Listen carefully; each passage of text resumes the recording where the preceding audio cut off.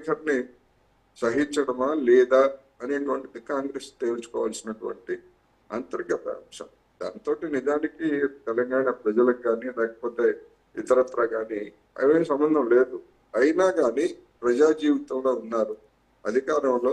ఆమె ఒక మంత్రి, సుష్మిత ఆమె కూతురు చేసినటువంటి వ్యాఖ్యలు ముఖ్యమంత్రికి వ్యతిరేకంగా అవి కూడా తీవ్రమైనటువంటి వ్యాఖ్యలు కావడంతో సహజంగానే రాష్ట్ర ప్రజలు, ఇరు పక్కనే ఉన్నటువంటి ఆంధ్రప్రదేశ్ ప్రజలు కూడా ఈ పరిణామం ఎట్లా ముగుస్తుంది అనేటువంటిది ఎదురు చూస్తున్నారు అని చెప్పాలి. అవును సార్. అలాగే కొండా మురళి గారు కూడా చెప్పారు, గాంధీ కుటుంబం పైన మాకు గౌరవం ఉంది, మేము పార్టీలోనే కొనసాగుతాం, ఈ వివాదానికి ఇప్పుడు అంత ప్రియారిటీ ఇవ్వాల్సిన అవసరం ఏమి లేదు, ఆమె వ్యాఖ్యలు ఆమె వ్యక్తిగతం అని చెప్పారు. మరి వాళ్ళ కూతురు వ్యాఖ్యలు అంతా వ్యక్తిగతమైనప్పుడు మరి వీళ్ళు ఎందుకు సీఎం రేవంత్ రెడ్డిని ప్రశ్నిస్తూ ఈ వ్యాఖ్యలు చేయడం ఎందుకు? కొండా సుస్మిత ఆయన కూడా అదే కదా సమస్య.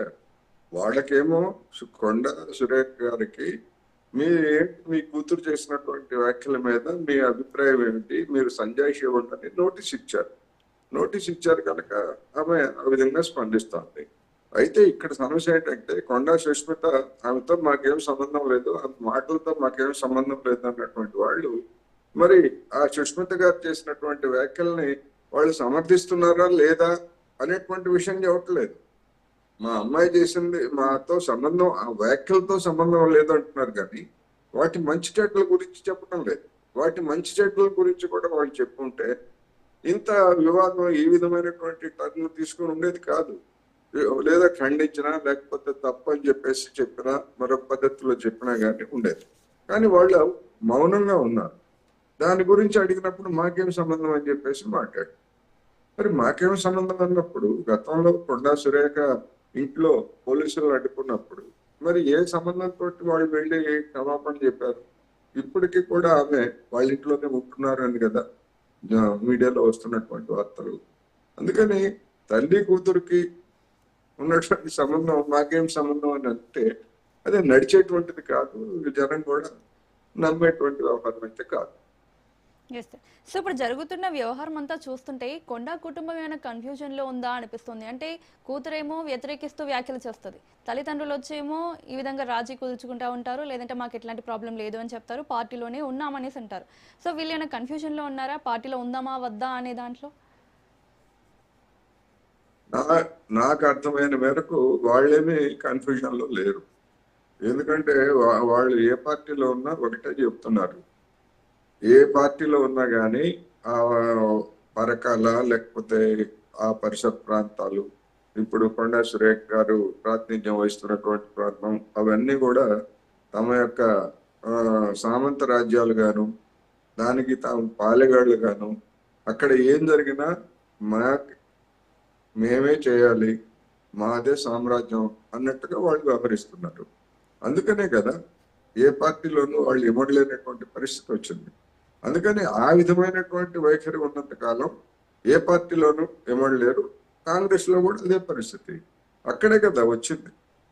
పరకాల వ్యవహారాల్లో లేదా పరకాల పరిసర ప్రాంతాల్లో జరిగేటువంటి పంచాయతీల్లో మీరెవరు తీర్చడానికి అని ఇతర అదే పార్టీ చెందినటువంటి ఇతర ప్రాంతాల నాయకులను ప్రశ్నించడంతోనే కదా పంచాయతీ వచ్చింది. అది గాంధీ భవన్ దాకా వచ్చి వాళ్ళు వీళ్ళు పరస్పరం ఫిర్యాదులు చేసుకోవడం ఇటువంటివన్నీ కూడా చేశారు కదా. అందుకని అసలైనటువంటి సమస్య అది. మేమే దందాలు చేయాలి, మేమే పంచాయతీలు చేయాలి, మేమే పెద్ద మనుషులుగా ఉండాలి, మేమే దాని ఫలితాలను అనుభవించాలి, మధ్యలో వేరే వాళ్ళు ఎవరు. ఈ విధమైనటువంటి వైఖరి ఉంటే మరి అటువంటి వాళ్ళని మరి బీజేపీ కానీ జనసేన కానీ లేదా మరొక పార్టీ కానీ ఎట్లా భరిస్తాయి అనేటువంటిది అసలు సమస్య. అందుకని వాళ్ళు స్పష్టంగానే ఉన్నారు. అందుకని మేము మొత్తం ఈ ప్రాంతం అంతా కూడా మేమే జనం, మేము నందంటే నందంటారు, పందంటే పందంటారు, మమ్మల్ని గెలిపిస్తారు అనేటువంటి ధీమాతో ఉన్నారు. కానీ వాస్తవానికి అటువంటి పరిస్థితి లేదు వాళ్ళకి. వాళ్ళు స్వతంత్రంగా పోటీ చేసినప్పుడు ఓడిపోయినటువంటి విషయం మనందరికీ తెలిసిందే. అందుకని ఇవాళ ఉన్నటువంటి పరిస్థితుల్లో ఆ విధంగా ఎవరైనా కానీ ఈ ప్రాంతం మాది, దీని ప్రతినిధులు మేమే ఉండాలి, మా కుటుంబమే ఉండాలి అనేటువంటి ధోరణికి ఎవరు గురైనా కానీ జనం మెచ్చరు.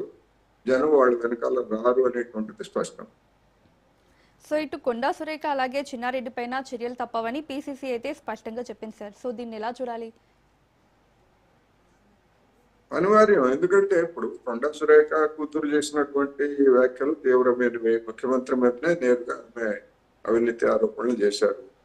మరి చిన్నారెడ్డి గారు ఆయన చేసినటువంటి ముఖ్యమంత్రి మీద కాకపోయినప్పటికీ అధిష్టానం వరకు డబ్బులు తీసుకొని తన ప్రత్యర్థిగా పార్టీలో ప్రత్యర్థిగా ఉన్నటువంటి మేఘారెడ్డికి సీటు ఇచ్చింది అని చెప్పేసి ఆయన అధిష్టాన వర్గం మీదనే కదా చేసినటువంటి ఆరోపణ.